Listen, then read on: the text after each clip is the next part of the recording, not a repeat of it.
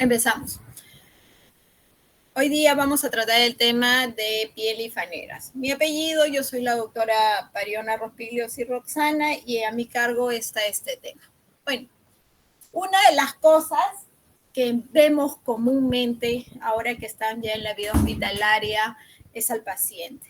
Inevitablemente la primera observación o lectoscopía que tenemos es cómo está el paciente y dentro de ellos vamos a valorar la piel. Pero cuando vemos al paciente nos preguntamos y vemos al paciente y decimos qué pregunto, qué observo, lo voy a palpar, es una lesión primaria y secundaria. Justamente yo inicio el tema haciendo estas preguntas que van a ser respondidas con este tema. Entonces, iniciamos hablando de piel. La piel es un órgano y es el órgano más grande del cuerpo humano. Lo tenemos y lo valoramos por superficie corporal. Corresponde al 6% del peso corporal que tenemos nosotros, aproximadamente 5 kilos. Pero la piel no es solamente la parte externa que tenemos que nos recubre, sino también nos ayuda a regular la temperatura corporal. Es un órgano sensorial dentro de los sentidos que tenemos nosotros y participa en la retención de proteínas y de agua. Perfecto. Pero cuando llevamos una historia clínica, nosotros tenemos primero que tener la relación médico-paciente y dentro de ellos vamos a valorar la anamnesis. En el examen de piel hay dos cosas principales, que es observar para permitir la inspección y vamos a tocar para poder valorar el examen de la palpación. Entonces, cuando ya hemos saludado al paciente, hemos conversado con el paciente, en todo momento vamos a valorar la ectoscopía o la parte externa que tiene la piel y vamos a ver la superficie cutánea, la que nos muestra el paciente, ya esté con bata, ya esté con parte de un atuendo, vamos a valorar. Importante dentro de la historia clínica, la anamnesis y los antecedentes. ¿Por qué? Porque muchas de las patologías que se dan en la piel provienen ya de antecedentes genéticos, padres, abuelos que han podido heredarlo en el paciente, ¿no? Acá tenemos una fotito de una neurofibromatosis en un paciente que puede tener este tipo de tipología dentro de las lesiones que están en la piel, ¿no? Y siempre nos hacemos algunas preguntas como desde cuándo están estas lesiones, si es continuo, está todo el tiempo, o es intermitente, aparece, desaparece, y si esa lesión, por ejemplo, empezó así o ahora cuando viene a buscarme ya se modificaron, ya no hay. ¿No? Y síntomas que pueden ir acompañados con esas lesiones, como por ejemplo, señor, hay prurito, pica, duele, arde, ¿no? Y si va acompañado con algunos síntomas sistémicos, porque muchas veces solamente vemos la parte externa, ¿no? Pero consigo puede traer otros síntomas que acompañan al paciente. Dentro del examen físico, vamos a hacer la inspección y la palpación. Y con ello iniciamos la topografía. Y dentro de la topografía que vamos a ver al paciente, por supuesto, con todas las zonas expuestas, ¿no? Pidiéndole permiso siempre al paciente porque también merece respeto y tenemos que tener respeto a la intimidad del paciente. Vamos a valorar la topografía. Una vez que ubicamos la zona de algo que nos llame la atención, alguna lesión que las vamos a escribir ahora, vamos a ver cómo está formado, su simetría, si esto está expuesto a la luz solar, significa que todo el tiempo con la vestimenta, ahora por ejemplo que hace calor, ¿no? Esta zona o la zona de la lesión está expuesta a la luz solar, a las radiaciones y esto lo intensifica o ha cambiado de morfología. La distribución, si está en una zona, está localizada, está generalizada o agrupada, ¿no? ¿Cómo está distribuido? La forma, si son redondeadas, ovaladas o son pediculadas. Y el tamaño, que por ejemplo, si son circulares, los vamos a ver en diámetros, ¿no? Cómo están formadas. Y por supuesto, toda lesión que observamos tenemos que palparlo.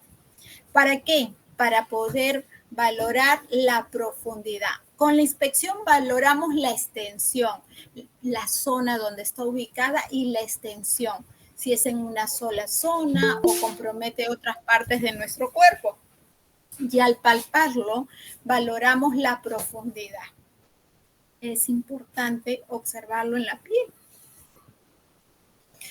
Pero aquí vamos a empezar con el examen en la piel. Muy bien, ya observamos, nos sentamos con el paciente, conversó con nosotros, nos explicó que tiene una lesión que es diferente a la que muestra el cuerpo normalmente.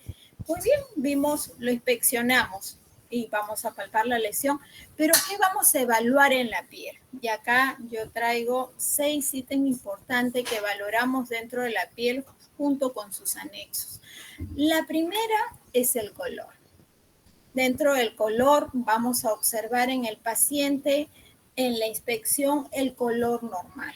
Bueno, el rosado sería algo normal, pero valorando el tipo de raza que tenemos, la raza mestiza, no vamos a tener todos un color rosadito. Va a ser un poquito más oscuro, en algunos un color bronce que pueden tener los pacientes, que va a depender mucho de la raza y la zona que venga el paciente. Por supuesto que si el paciente me dice, doctora, hace unos meses yo no tenía este color, ahora estoy más oscuro, no me he expuesto al sol, ya voy pensando otras enfermedades, ¿no? Una de ellas, por ejemplo, Addison, que vienen a tener, por supuesto, algunos síntomas con el paciente, ¿no? Y siempre preguntar, señor, ¿y usted o señora, usted presentaba este tipo de coloración? Si el paciente me dice no, entonces vamos ya tomando como una lesión patológica. Colores, por ejemplo, vamos a ver la cianosis, que vamos a observar esta cianosis como una coloración azulada. Esta coloración azulada, a ver, por favor, si pueden apagar su micrófono, chicos, les agradeceré. Esa coloración azulada la vamos a observar dentro de las mucosas, los labios, por ejemplo, o los dedos, ¿sí? Y la palidez las vamos a observar en las escleras o en las conjuntivas, en los ojitos. Va a permitir observar mejor las mucosas, van a permitir observar mejor el color. Pero aquí vamos a ver algunos pigmentos. Y estos pigmentos, vamos a tener los pigmentos de la melanina. ¿Y qué es la melanina? La melanina permite darle el color más oscuro de la piel. Lo normal es que esté en los pezones, en los genitales externos o alrededor de los orificios naturales, como por ejemplo el ano. Eso es lo normal, que tengamos más pigmentación en esas zonas, ¿sí? Vamos a ver algunas patologías, como por ejemplo el albinismo que verán acá. Dentro del albinismo vamos a ver una despigmentación en la coloración de la piel, ¿ya? Que puede ser de causa genético, y el vitiligo, que viene a ser algunas despigmentaciones que se producen en la piel, por lo general inmunológicos.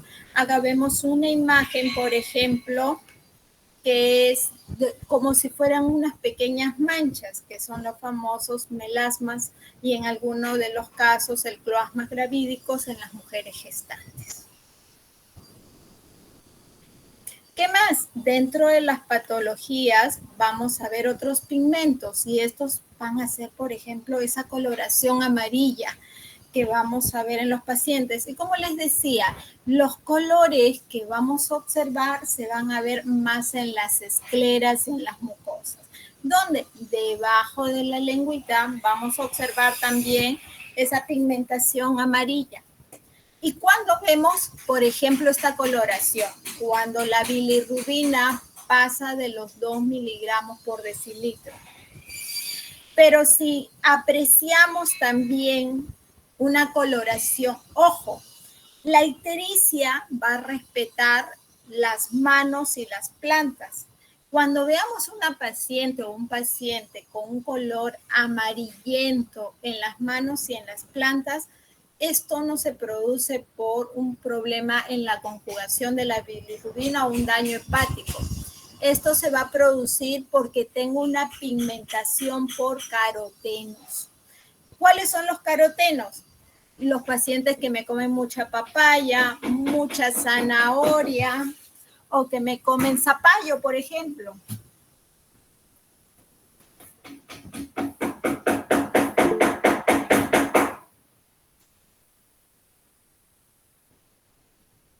Dentro de la piel, en la parte de palpación, vamos a observar la humedad. Y dentro de la humedad es una cualidad que va a depender mucho de la hidratación en los pacientes. ¿Y la humedad qué se debe? A la formación o a la acción de las glándulas sudoríparas. Por ejemplo, la piel debería tener hidratación propia de cada ser humano. Esta humedad se va a ver en pacientes que están mejor hidratados o al momento de hacer un ejercicio extenso. Lo podemos observar en el rostro, lo podemos observar a nivel axilar, por ejemplo, que es muy común. Otra de las características que tiene el paciente va a ser la untuosidad. ¿Y qué es la untuosidad? Acá van a tallar las glándulas sebáceas, es la condición oleosa que tiene la piel. ¿Y en dónde? Específicamente en la zona T, por ejemplo, que es la parte más oleosa de nuestro cuerpo. La zona T que se presenta en el rostro. Hablamos de turgencia. ¿Cómo valoramos la turgencia en el paciente? Y acá verán un pequeño gráfico. Hacemos una pinza con el índice y el pulgar y lo llevamos en el tercio medio del antebrazo y lo que vamos a palpar es una pequeña resistencia. Una resistencia que nos permite observar o nos permite sentir que hay un poco de humedad porque palpamos parte de la piel, parte muscular, que va a permitir saber esta zona debería estar con ligera resistencia. Entonces significa que el paciente es turgencia, presenta turgencia. ¿Dónde vamos a ver que esa turgencia se pierde? En los pacientes adultos mayores. Tocamos y vamos a ver que se sienten más blanditos. La elasticidad, en cambio, sí. Vamos a observarlo mucho más en los pacientes adultos mayores. En los pacientes adultos mayores sí vamos a observar una elasticidad como tal. En ellos es un desprendimiento a nivel de la piel. En los adultos mayores ustedes van a palpar, por ejemplo, la piel que es más elástica. La piel que es más elástica porque se va a separar. Y por supuesto que al momento de palpar también tenemos que sentir la temperatura. Esta temperatura va a estar aumentado, por ejemplo, cuando tengo fiebre o va a estar más bajo cuando tengo hipotermia, si estoy expuesto a una zona fría, donde tengo frialdad. Entonces el paciente, esa temperatura va a variar de acuerdo a la exposición que pueda tener. ¿Sí?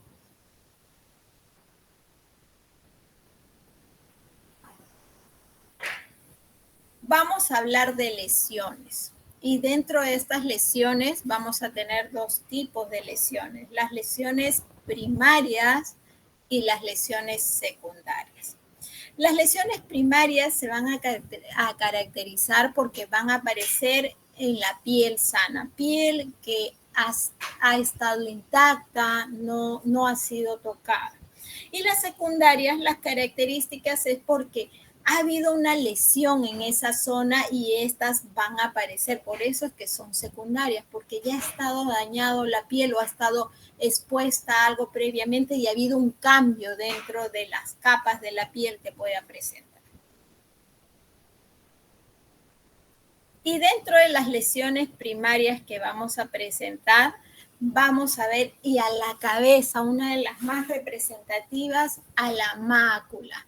Cuando hablo de mácula me acuerdo de manchas. Y estas manchas o estas máculas van a ser lesiones planas que solamente están en las primeras capas de la piel, que se va a caracterizar porque cambian de color, pueden ser de diferentes colores. La característica principal de la mácula es que se observa pero no se palpa. Es decir, cuando yo pongo mi manito en la zona de la lesión, no voy a palparlas, solamente las voy a observar. Y estas se caracterizan porque pueden ser vasculares. Las vasculares o pigmentarias, por ejemplo, un vasito se rompió, ya tengo una lesión con cambios en el color, que estas se presentan superficialmente, son capilares. Los vasos más pequeños son los capilares. Estos se rompen y adquieren un color dentro de la piel en el paciente, ¿no? O por ejemplo, pueden ser más extensas. Este eritema que viene a ser por una inflamación vascular, sobre todo los capilares arteriales, o estas arañas vasculares que son superficiales, que son pequeñas malformaciones vasculares. Es muy común observarlos en el paciente. Otra de las lesiones que se presentan es la pápula. Y acá la pápula, la característica que tiene es que la observo y la palpo. Y se va a caracterizar porque esta pápula, dentro de la profundidad que va a tener, va a ser menos de 1 centímetro de diámetro. Esta pápula puede permanecer días a semanas y puede ser de diferentes colores. Son violáceos, como por ejemplo el que apreciamos o vemos, que es el del líquen plano, que se ven rojitas a nivel de los angiomas, por ejemplo, esto es un angioma puntiforme, o se van a ver blanca en los quistes de Milium. Los quistes de Milium se dan en los recién nacidos, que son pequeños, como pequeños puntitos, pero son pápulas que se presentan a nivel de la zona entre la nariz y algunos en la misma nariz. Esos son las pápulas. Se caracterizan porque tienen menos de 1 centímetro de diámetro y cogen la epidermis. Otra de las lesiones primarias que es frecuente son las vesículas. Esta se va a caracterizar porque la lesión es elevada y tiene un contenido. Pero ¿cuál es la característica? El tamaño que van a tener es menos de medio centímetro y tienen un líquido que puede ser suero, que puede ser sangre. Y a la cabeza, uno de los más comunes, que son las lesiones herpéticas. Esas lesiones herpéticas, muchas de ellas que se presentan en la comisura labial o que se presentan dentro del tórax del paciente o en un dermatoma que ha sido afectado. ¿Sí? Otra de las lesiones que hay dentro de ellas es la ampolla. ¿Y qué es la ampolla? La ampolla es una lesión vesicular, pero esta es más grande. Esta pasa del medio centímetro y puede ser única. Por ejemplo, en los casos de quemaduras, por ejemplo, que se puedan dar, tienen un contenido ceroso y lo que diferencia la vesícula es en el tamaño. Vesícula más pequeña, ampolla más grande.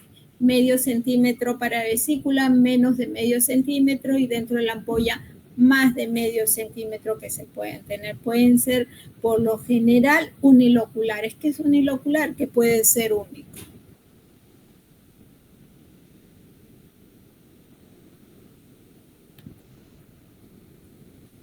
Lesión primaria, placa.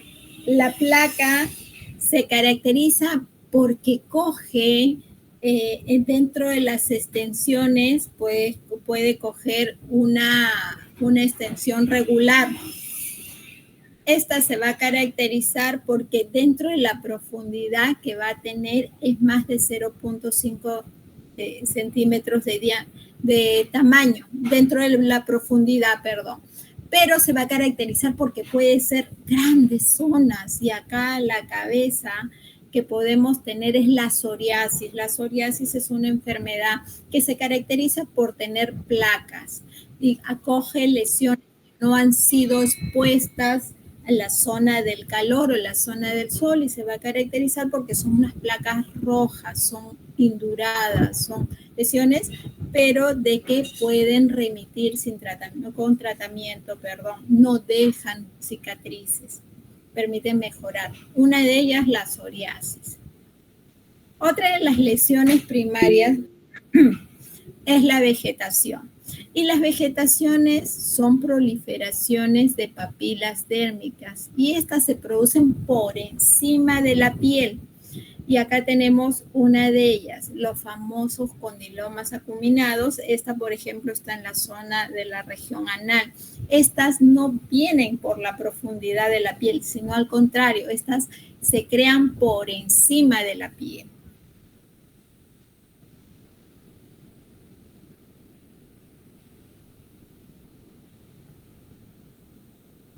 Otra lesión primaria es el nódulo. Y en el nódulo vamos a sentir o vamos a palpar. El nódulo, una de las características que tiene, y acá tenemos el eritema nodoso, el nódulo se palpa mejor de lo que se ve. Al momento de palpar vamos a sentir como si fuera una de consistencia sólida, pero esta es más profunda, más de medio centímetro hasta más de 1 centímetro, que se va a caracterizar en profundidad.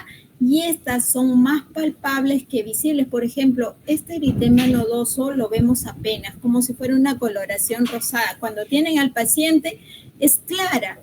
En algunos casos un color más violáceo, pero es muy diferente cuando lo palpan. Se palpan mejor de lo que se puede observar.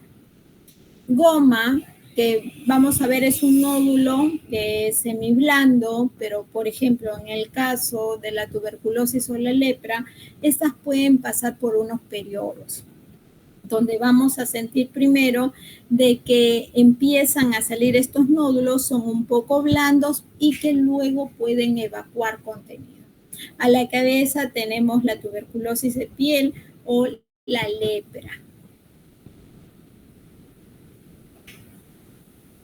La pústula es otra lesión primaria.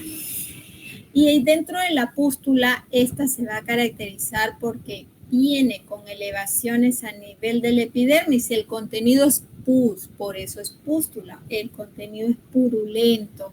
Algunas, cuando son superficiales, no dejan cicatrices. ¿De qué depende? De la profundidad para que estas pústulas me dejen o no cicatrices. Como verán a la derecha de esta lesión, van a observar que estas son superficiales. Muchas de ellas pueden desaparecer, pero va a depender de la profundidad que puedan tener para que me dejen o no cicatrices. El acné es una de ellas, por ejemplo, porque dentro del acné vamos a tener lesiones pustulosas que están infectadas. Y la roncha es una lesión de bordes sobreelevados. Por lo general son muy pruriginosas, es decir, que ocasionan mucha sensación de picor y eso lleva a un rascado, que mientras más rascado le demos, la lesión más sobreelevada va a tener. La característica de esta enfermedad, la urticaria, por ejemplo, pacientes que producen cierta reacción a algún alimento, medicamento, pueden originar estas ronchas. Y estas ronchas son lesiones que están sobreelevadas. Y mientras más rascados le demos, la lesión se exacerba más. Ahora, hablar de las lesiones secundarias, como ya le hemos dicho, estos tipos de lesiones se van a presentar dentro del contexto de que la piel ya ha sido dañada o la piel ya ha sido afectada. Y a la cabeza tenemos las escamas. Por lo general, nosotros botamos un poquito de escamas durante la noche cuando dormimos, que es parte de los alimentos de los ácaros. Pero enfermedades que ocasionen o que la mayoría del cuerpo esté cubiertas por ellas y que sea visible, ya nos llevan a tener una lesión secundaria. Y a la cabeza tenemos la ictiosis. La ictiosis se caracteriza porque son escamas grandes y son duras, o la famosa piel de pescado. Dentro de ellas también conlleva así la psoriasis. Si bien hemos hablado que son lesiones que son placas que pueden ser extensas, cuando esas tienen mayor dureza van a tener escamas que van a expulsarse dentro de esta lesión. pueden desprenderse espontáneamente y las vamos a ver, son clínicamente visibles. Por lo general, cada vez que nosotros expulsamos esta escama, que es parte de un cambio a nivel de la piel, son muy pequeñas, casi no son visibles. En cambio, estas escamas sí van a ser visibles para todos nosotros. Otra lesión secundaria es una erosión. ¿Y qué es una erosión? Es una lesión superficial donde tengo una pérdida de la epidermis y parte de la dermis. Estas erosiones son muy superficiales. El famoso raspón que le dicen a los niños, me raspé. Perfecto. Eso es una erosión donde hay una desfacelación en las zonas superficiales de la piel, como es epidermis y parte de la dermis.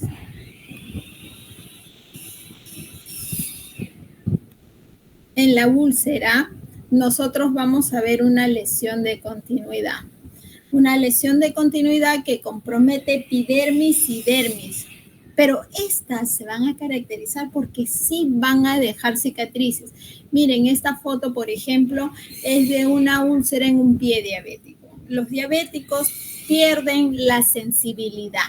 Y dentro de esa pérdida de sensibilidad, muchos de ellos pueden, no sé, dañarse de manera involuntaria, pisan un clavo y no sienten. Tengo pacientes que se queman durante la mañana y recién en la noche, al sacarse el zapato que cubre esa quemadura, se dan cuenta de que tienen cambio de color y que se quemaron. Entonces, esta pérdida de sensibilidad hace que estas lesiones progresen. Y dentro de ellas, una de las lesiones que progresa es la úlcera. ¿Ya? Ahora, si esta úlcera es lineal, se llama fisura. Acá tenemos una úlcera que es redondeada, pero si fuera lineal, se llama fisura. Y muchas de ellas van a dejar cicatrices. Dejan cicatrices estas úlceras, que son visibles para nosotros.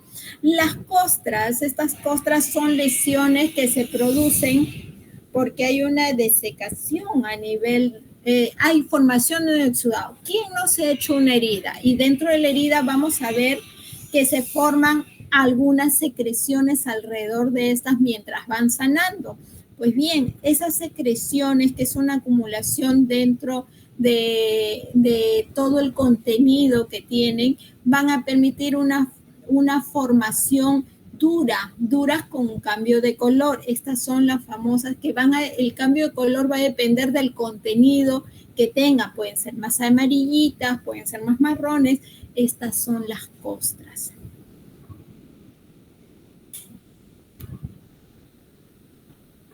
La cicatriz es otra de las lesiones secundarias. Y estas cicatrices, ¿quién no ha tenido una cicatriz? Todo aquel que haya tenido una caída o algún tipo de lesión la ha formado. Y esto va a depender mucho del tema en la piel del paciente. Se va a formar porque ya comprometes. Es un adicional dentro de la piel, es un tejido fibroso, ¿no?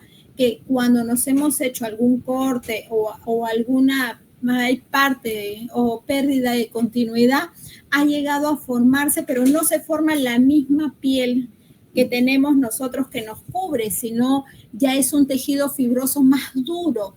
Y estos se llaman queloides cuando el tejido llega a ser fibroso y es diferente a la piel normal que tenemos, ¿no? Y nos deja una cicatriz llamativa, hipertrófica.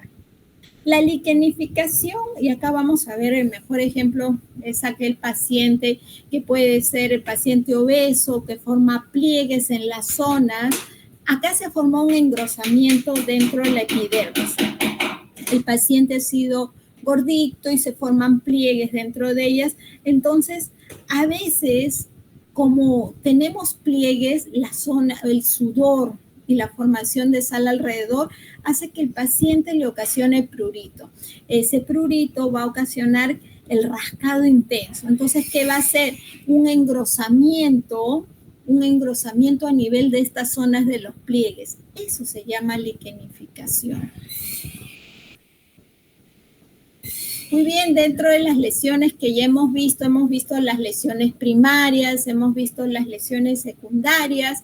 Vamos a ver ahora los anexos y para ello tenemos dos anexos. Vamos a ver el pelo y vamos a ver la uña. Dentro del pelo vamos a ver que es una formación dentro del folículo piloso que se va a formar a nivel de la epidermis, y dentro de las características vamos a ver muchos tipos, ¿no? Vamos a ver el cabello, la formación que se forma alrededor de la cabeza. Este cabello que les vamos a ver características, y dentro de las características lo primero que vemos es el color. Segundo, la implantación, y eso lo vamos a observar cuando acercamos nuestros deditos en formas de pinzas dentro del mismo cabello, y vamos a valorar si nos queda un poco de cabello en la mano, porque hay pacientes que vienen y nos dicen, doctora, pierdo mechones de cabello. Lo normal es que perdamos entre 60 y 90 cabellos por día. Pero si ya el paciente me dice, doctora, pierdo mechones, ya eso no es normal. Entonces tengo que ver la implantación. Muchas de las enfermedades inmunológicas o oncológicas hacen mi pérdida más rápido de cabellos. Ahora, eso es con respecto al cabello, pero nosotros, además de ello, también vamos a tener otras zonas donde nos sale pelo. Y vamos a tener, por ejemplo, a nivel corporal, a nivel de los brazos, de los miembros inferiores, que es propio. En algunos pacientes la genética hace que estos sean más grandes, más frondosos, sean más oscuros, y que va a ocasionar que en el paciente sea normal de acuerdo a su genética. Pero es muy diferente si me dicen, viene un paciente donde me dice, doctora, no tengo nada de vello, y dentro de mi familia la gran mayoría, dentro de la genética que tengo, sí tienen vello. Entonces, pueden haber algunas enfermedades como el hipertiroidismo, por ejemplo, que hace de que yo tenga gran cantidad de pérdida de cabello. Algunas enfermedades que van a ocasionar, lupus va a ocasionarme también pérdida de cabello. Vamos a ver también dentro de ellas las cejas, vamos a ver, y por lo general dentro del paciente femenino no deberíamos tener barba, no deberíamos tener bigote. Bueno, cuando apreciamos en esta paciente, la foto es una paciente femenina que al tener alteraciones a nivel del vello, vamos a hablar de hirsutismo.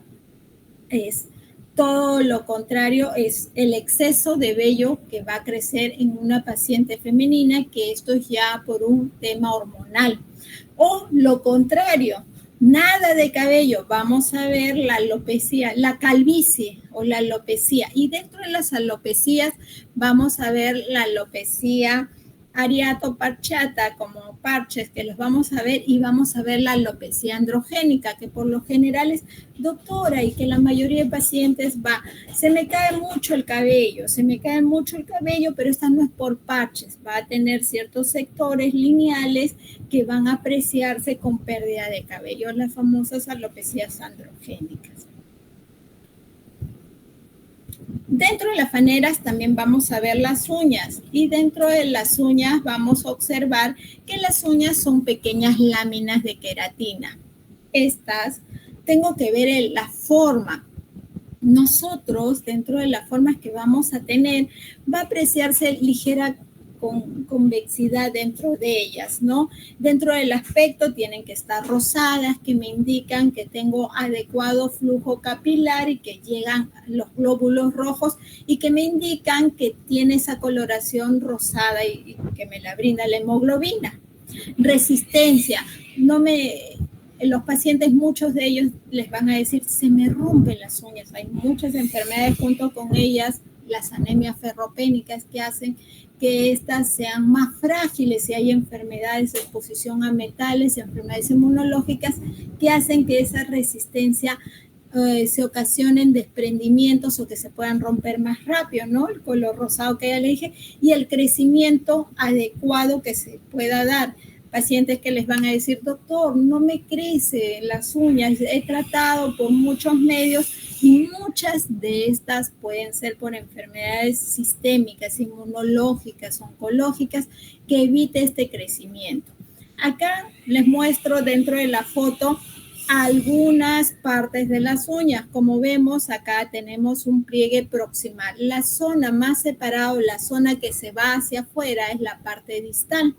Vamos a ver la cutícula, que es la que permite el crecimiento de la uña. Cada vez que se rompe una uña, la cutícula es la que va a permitir, la cutícula y la lúnula es la que va a permitir el crecimiento de las uñas. Vamos a ver la placa unguial como tal, que estas van a permitir tener la resistencia adecuada y dentro de ellas la uña que me va a dar esa coloración normal.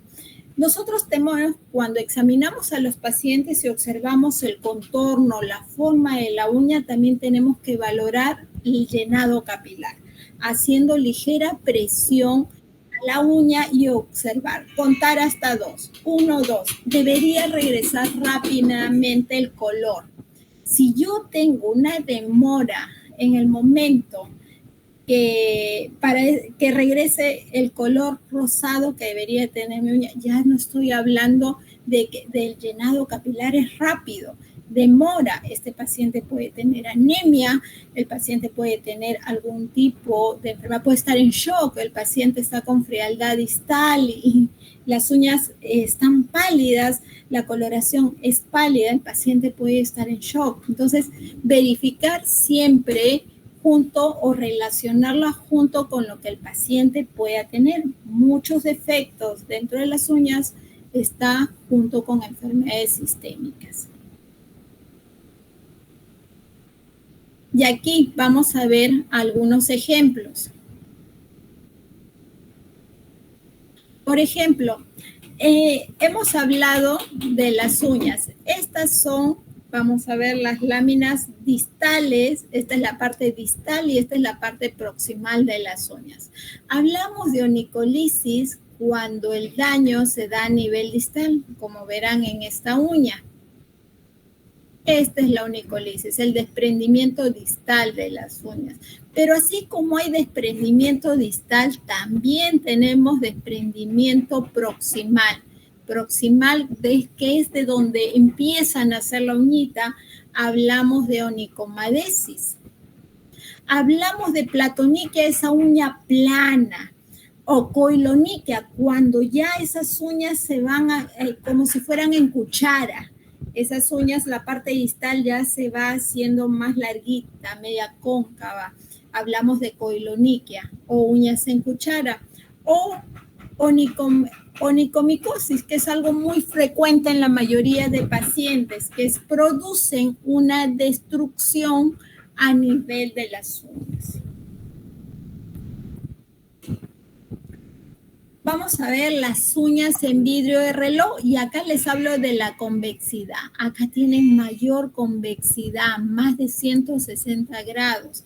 Estas uñas en vidrios de reloj que van acompañados con las acropaquias que me indican que hay una hipoxia tisular crónica, que es una hipoxia tisular crónica, que tengo de manera crónica disminución en el oxígeno. Entonces, ¿qué se va adaptando? Se va adaptando estas uñas y estos deditos. Por eso es que cuando vemos pacientes que vienen dentro de las alturas, vamos a ver que ellos hacen una hipoxia tisular crónica y siempre veamos las manitos, las famosas acropaquias, donde el dedito está más hinchado y las uñas están más convexas. La onicofagia. La onicofagia, que esto es producido por nosotros, ¿no? Cuando nos comemos las uñas, acá vamos a ver que los rebordes, las zonas distales están destruidas, pero destruidas por nuestros dientes. Como cuando les dicen, vamos a tomarle un examen, la mayoría y la ansiedad, la onicofagia. La onicorexis vienen a ser uñas frágiles y partidas. Estas se pueden dar, o muchas de ellas se dan por enfermedades, como por ejemplo estas enfermedades sistémicas o inmunes. lupus, por ejemplo, el lupus eritematoso, donde las uñas son más frágiles y tienen ruptura, o pacientes que tienen exposición con las manos, por ejemplo, el detergente que están todo el tiempo, ahí pues las uñas se vuelven más frágiles. Siempre hay una condición para que pueda ocurrir la onychorrhexis. Y los famosos surcos transversales de BAU que se pueden formar, por ejemplo, en mano, pie, boca, que se forman estos famosos surcos de BAU. Con respecto al tamaño y al número, también hay alteraciones. Por ejemplo, en el número, y acá hablamos de la cantidad de uñas que se puedan presentar. La anonychia es que nunca tuve uña al momento del nacimiento o que la puedo haber perdido de manera traumática. Se llama A. A es sin. Anonychia, sin uña. La poilonychia es poco frecuente, pero que me salgan 2 uñas en un solo dedo. Eso se llama poilonychia. Que tenga 2 o más uñas en un solo dedo. Pero así como tengo alteraciones en el número, también tengo alteraciones en el tamaño. Y dentro del tamaño vamos a ver las uñas chiquitas, las famosas microniquias, son uñas muy pequeñitas. O las macroniquias, son las uñas más grandes. O las uñas onicoatróficas, que se pueden ser de manera congénita o adquirida, donde las uñas están destruidas. Hablemos ahora rápidamente del tejido celular subcutáneo. Y dentro del tejido celular subcutáneo cumple principalmente 2 funciones, hasta 3 inclusive. La función de protección, porque si vemos o hemos hablado, la piel es la parte externa, la parte que cubre nuestro cuerpo, pero debajo de ella tenemos al tejido celular subcutáneo. Permite proteger o al menos ser una almohadilla dentro de nuestro organismo. Es termorreguladora porque nos da también ese calor corporal que debemos tener, ¿no? Y en la parte metabólica, porque estas van a permitir estar formadas por grasas que van a ser parte del catabolismo o algunas reacciones químicas. Bueno, dentro de ellas, dentro del tejido celular subcutáneo, vamos a hablar de 2 casos patológicos. El tener mucho tejido celular subcutáneo, que es la obesidad, o tener muy poquito, que es la delgadez, ¿no? Pero vamos a tener las zonas que están localizadas. Y cuando vemos, acá vemos este gráfico, vamos a ver la piel y debajo de la piel, la epidermis, la dermis, vemos el tejido celular subcutáneo. Vamos a ver que puede estar alterado. ¿Y cómo? Hablemos de la famosa celulitis. Y la celulitis es una inflamación del tejido celular subcutáneo dentro de ellas, ¿no? Que puede ser por un organismo, un traumatismo que pueda ocasionar. Entonces, inflama toda esta cubierta del tejido celular subcutáneo. Y vamos a hablar dentro de esta celulitis, si esta celulitis es localizada solo en un sitio, porque la celulitis cuando se inflama abarca varias zonas de nuestro cuerpo, ya puede ser un poco más extensa, ahí la llamo celulitis. Pero cuando es más localizada en un solo sitio y afecta, ahí la llamo flemón. Es una inflamación que está localizada en una parte del cuerpo. Celulitis es más extensa y coge una lesión en una zona de nuestro cuerpo. En cambio, el acceso ya es una colección líquida, es un contenido que no solamente es inflamación, sino también una infección, porque voy a tener un contenido, una colección líquida que puede ser purulenta, ¿no? Y acá vamos a ver también la enfisema. Así como tengo un contenido, una inflamación, un contenido purulento, también puedo tener aire dentro del tejido celular subcutáneo. Y vamos a encontrar el enfisema subcutáneo. El enfisema subcutáneo se va a caracterizar porque al momento de palpar el paciente es como si tocara, hay una especie de cubierta que a veces tienen algunos productos, ¿ya? que es como si se sonara canchitas, que tienen como unas burbujitas. Lo mismo se siente al momento de palpar, porque es aire dentro del tejido celular subcutáneo, los famosos enfisemas subcutáneos. Y el edema no es más que el contenido de líquido dentro del celular subcutáneo. Entonces, el edema va a permitir de que el paciente pueda aumentar el volumen. Por lo general se producen en los miembros inferiores y es ascendente y es progresivo. Hablemos sobre la mama, ¿no? Dentro de la mama vamos a ver que la mama es un tejido glandular y fibroso. Se va a caracterizar porque la mama también está cubierto por tejido graso y la zona mamaria como tal, que está formado por los conductos galactóforos, está formado por los lobulillos, ¿no? Que todos esos van a desembocar a nivel de la areola del pezón. En las mujeres, por lo general, predomina la grasa, ¿no? Pero sabemos que esta con el tiempo se va a atrofiar y estas van a ser reemplazadas por la grasa. Cuando nosotros hablamos de mama y dentro de la historia que vamos a hacer, es importante en la anamnesis preguntar un historial de cáncer. Nosotras las mujeres tenemos esa predisposición, tanto genética como exponencial. ¿Por qué? Porque solamente el hecho ya de tener una predisposición dentro de familiar, papá o mamá, ya me hace predispuesta a que pueda tener un cáncer de mama.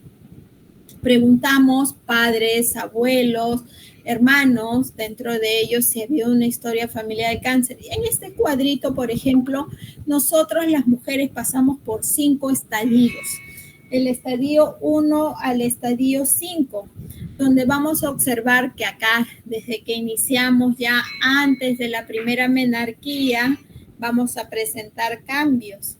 Acá, por ejemplo, va a estar la mama, es la mama infantil hasta el estadio 5, donde ya vamos a ver que la areola y pezón ya está identificada, hay una elevación y ya tenemos un contorno de mama. ¿Qué más vamos a preguntar? Además de la historia familiar, historias ginecológicas. Las historias ginecológicas, porque muchas de ellas van con el tema de la mama. La etapa sexual, que también es importante. ¿Cómo es nuestro patrón menstrual, nuestra menarquía, a qué edad fue, ¿no? A qué edad la mujer menstruó por primera vez, la menopausia, y dentro de ellos si el paciente toma o no hormonas, que son algunas suplementarias para cada etapa de la vida. Eso es importante para preguntarle. Y cuando nosotros hablamos de mama, definitivamente no podemos dejar de hablar de cómo podemos realizar el examen dentro de ellas. Y vamos a ver que, si bien es cierto, esta es la mama viene acompañada con una cadena de ganglios y una zona que viene desde la zona axilar hasta antes del ombligo, que es la línea mamaria. ¿Y por qué es importante? Porque dentro de esta línea mamaria se pueden formar pezones accesorios, que muchas veces cuando el paciente o la paciente mujer se embaraza, después del parto, con esos pezones accesorios salen leche. Entonces sí es importante revisar al paciente toda la zona, desde la zona axilar hasta la zona que es lineal, hasta la zona antes del ombligo. En la mama tenemos que ver 4 cuadrantes, los superiores y los inferiores, pero estos superiores se dividen en superior externo, superior interno, inferior externo, inferior interno. Revisar no solamente el cuadrante de la mama. Nosotros empezamos con la inspección, la hacemos sentada y echada. Y siempre, si la hacemos sola, tenemos que mirarnos al espejo para poder observar si hay alguna lesión a simple vista. Luego la tenemos que palpar y la palpamos desde la zona axilar y luego vamos viendo los cuadrantes.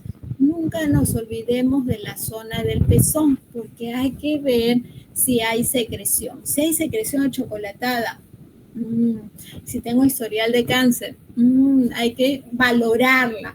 ¿Por qué? Porque estos cambios, o si está la piel de naranja, ya tenemos que observar y tenemos ya que ir viendo que este paciente ya tiene algunos síntomas, algunos signos que me dicen que puede tener cáncer de mama. Entonces sí es importante valorarlo. Ojo, así como hay cáncer de mama en la mujer, también valorar en el varón la ginecomastia. ¿Qué es la ginecomastia? Son mamas en el paciente. Por lo general, la mamaria del paciente es plana, no tiene la glándula, pero en algunos pacientes pueden tener una mama. Estas por lo general son unilaterales, muy raro bilaterales igual, se valora y se hace un estudio de la misma manera para evitar que haya cáncer. Ya me falta poquito. ¿Qué vamos a ver? Las vitaminas. Y dentro de estas vitaminas vamos a ver dos tipos, las liposolubles y las hidrosolubles. Liposolubles A, D, E, K. Hidrosolubles, todo el complejo B y la vitamina C. Y acá vamos a ver vitamina A, D, E y K, que son las vitaminas liposolubles. Estas van a permitirse caracterizar, cada una tiene su función. Por ejemplo, la vitamina A es antioxidante. ¿Por qué se caracteriza? Porque permite aumentar la fuerza de tensión en la herida, mejora el epitelio, ¿ya? ¿Y dónde las tenemos? En alimentos común que tenemos todos en casa, zanahoria, huevos, mantequilla, tomates, por ejemplo, pero ¿qué ocasiona un déficit? Y cuando hablo de déficit, hablo de un déficit donde el paciente me diga, doctora, yo no como nada de huevos ni mantequilla, yo sigo un preparado. Muchos de los pacientes en esta era nos vienen con déficit o avitaminosis, con lesiones. ¿Qué nos va a producir los casos de déficit? Seroftalmia, alteración en la visión, nos va a producir que esas heridas no puedan cerrarse, problemas reproductivos. Muchos de los pacientes buscan por largo tiempo tener hijos y cuando empezamos a hacer los exámenes dentro de ellos pedimos algunas vitaminas y vemos que estas están muy bajas y una de ellas es la vitamina A. Hay disminución en la síntesis de colágeno, por ejemplo. En la D, el calcio. D es sinónimo del calcio. Y estas las vamos a ver mucho en el queso, huevo, mantequilla. Su déficit, raquitismo, o inclusive en los casos de hipocalcemias severas que vamos a ver en el paciente, alteraciones óseas que vamos a ver en el paciente. En la E, la característica que tiene que es la mejor antioxidante dentro de todas las vitaminas. Y van a ayudar, por supuesto, con la vitamina K. Permite a que yo tenga una mejor cierre a nivel de la herida. Los problemas vasculares permiten mejorarla, es antiinflamatorio, permiten la formación de glóbulos rojos. Es muy completa esta vitamina y los casos de déficit produce alteraciones a nivel del hemograma como reticulocitos, que esta se altera, las plaquetas bajan, hay fallos reproductivos también en el paciente. Y estas las vamos a tener, por ejemplo, en algunas verduras como son la coliflor, el huevo, la carne, que es importante. Y la vitamina K encargada de la hemostasia. Dentro de la vitamina K, todo lo verde, manzanas, peras, brócolis, apio, todas ellas van a permitir ser ayudan dentro de la coagulación. Y definitivamente el déficit, la hemorragia. Y las hidrosolubles que tenemos a todas de las vitaminas B y tenemos la C. Estas en la C van a permitir también ser un antioxidante y todas las B son cofactores y coenzimas, que significa que ayudan para producir o son parte de la ayuda para la síntesis de proteínas, combaten las infecciones y permiten catalizar algunas reacciones dentro de las células para permitir mejor los efectos en el ADN y la síntesis de proteínas. En la C, el déficit, por supuesto, las más conocidas van a ser el problema en las heridas, va a ser la piel, la fragilidad capilar a nivel de los dientes también va a afectar, hay inflamación, hay dolores articulares. Y dentro de las vitaminas B, la B1, el famoso síndrome de Wernicke en los pacientes alcohólicos. La B2, lesiones bucales que va a producir las queratitis, las queglosis. La vitamina B3, las dermatitis, alteraciones en la piel. La B5, el paciente está constantemente con diarreas. Y para acabar, vamos a ver de la B6 a la B12. La B6, la que permite tener o tiene alteración a nivel de la dermatitis. Hay dermatitis, lesiones en piel, alteración en la lengua, las glositis, depresión. A veces nos preguntamos mucho por qué el paciente está depresivo. Dosamos vitamina B6 y está por los suelos. La B7 que permite la glositis, que es una inflamación a nivel de la lengua.